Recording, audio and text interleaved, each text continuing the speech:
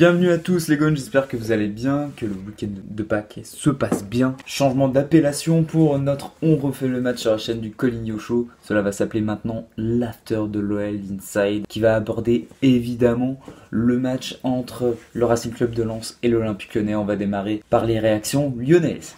Bon, et vous n'êtes plus sur le podium ce soir. Est-ce que c'est un tournant du championnat, cette journée qu'on a vécue aujourd'hui, cette course au titre? Un tournant, je dirais pas, parce que tout est possible encore, que ce soit pour le podium ou pour autre chose. Après, il faut y croire, et comme j'ai dit, c'est à nous de mettre tout en place pour revenir à notre niveau, pour retrouver des performances où on gagne nos matchs. On voulait gagner ici.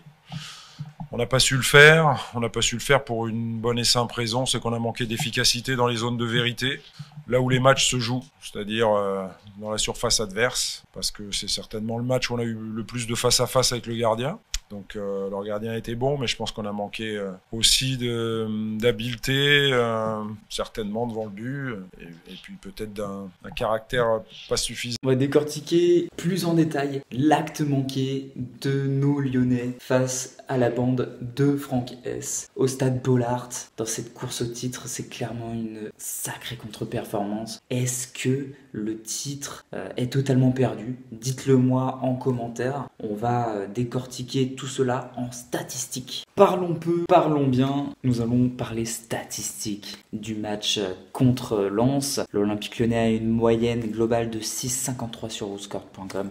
Je trouve vraiment très généreux parce que c'est limite, ça veut limite dire qu'on a fait un bon match là-bas alors qu'il y a eu vraiment un manquement dans le jeu. On n'a pas su se transcender comme il faut pour battre cette équipe de Lens. Tandis que le Racing Club de Lens, les hommes de Franck S, ils ont eu sur WhoScored.com une moyenne de 6,69 sur 10.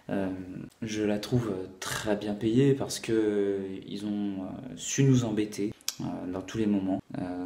Comme je l'avais repéré sur WhoScored.com, cette équipe de Lens joue énormément sur les côtés et concentre leurs occasions énormément au milieu de terrain. Si on creuse un peu, Lens, ils ont réalisé 9 tirs, 4 cadrés, 5 non cadrés, tandis que nous, on a fait 15 tirs, 6 cadrés, dont 7 non cadrés, ce qui reste beaucoup pour un Olympique Lyonnais avec un potentiel énorme offensivement. C'est même très décevant. Hormis les occasions, il y a aussi le pourcentage de passes réussies qui est de 85% pour Lyon, 590 au total. Pauvre match nul, avec 10 passes clés en tout, 4 pour Paqueta, 3 pour Guimaraes, 2 pour Toko Ekambi et 1 pour Memphis Depay. Maintenant, je vais vous montrer la map de WhoScored.com montrant les interceptions, le pressing proposé par les deux équipes. Et ben, il n'y en a pas vraiment de pressing. On voit que les Lyonnais, tantôt ça récupère en défense, parfois dans l'entrejeu, ou alors dans les 30 derniers mètres des Lensois,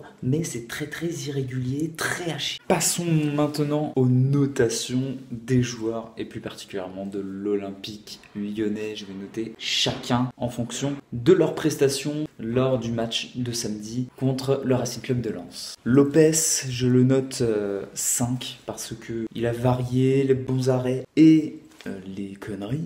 Quand même, j'oublie pas le fait qu'il ait fait une grosse boulette sur le but refusé de Doucouré. Ça déjà, c'est pas très rassurant. Donc je lui mets 5 et guère plus. Léo Dubois, je lui accorde un 4, très mauvais. En défense, vraiment très mauvais. Au niveau des centres, c'est du pareil au même. On a pris l'eau sur les côtés, d'où la forte présence des Lensois sur nos côtés. Denayer et Marcello, je leur accorde tous les deux un 6 parce que c'est les deux rares en défense qui ont été rassurants du côté de l'Olympique Lyonnais. Marcello avec quand même record du match, 5 interceptions dans la rencontre, 2 pour Denayer. Cornet 4, je maintiens, ce n'est pas son poste, il doit jouer à vocation offensive. On l'a vu au Paris Saint-Germain, quand il jouait devant, c'était bien plus intéressant, bien plus consistant, il apportait de la vitesse, il apportait vraiment un plus offensif. Paqueta, notre homme du match, je lui accorde un 7 parce qu'il le mérite, il a su être présent dans les tâches défensives comme offensives. Il a quand même, record du match, 4 passes clés qui a amené une occasion qui n'a rien donné malheureusement, mais qui aurait pu donner un but intéressant pour l'Olympique Lyonnais. Guimaraes, je lui accorde un 6 J'ai trouvé sa prestation intéressante parce que au milieu de terrain, il a montré une copie qui était tout solide et il a quand même réalisé 3 passes clés dans la rencontre qui auraient pu amener un but pour l'Olympique Lyonnais. Donc c'est bien payé pour lui. Notre sentinelle, l'ex-lillois, Thiago Mendes, j'ai pas du tout aimé sa prestation.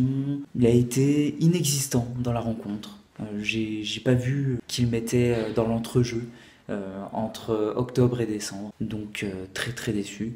Le 3 est payé. La KTM, le trio d'attaque que j'aimerais que Garcia fasse souffler pour une bonne fois pour toutes. Même si Toko il a réalisé 2 passes clés, Depay une passe clé, mais Kadewere il a rien fait du tout, il a pas pesé dans la balance. Après j'ai pas envie de l'accabler plus car il a 24 ans, il vient d'arriver, il découvre un nouveau championnat. Donc je suis mitigé à son égard, mais il faut faire souffler ces hommes-là, vraiment à tout prix. C'est terminé pour aujourd'hui, j'espère que ce podcast vous aura plu.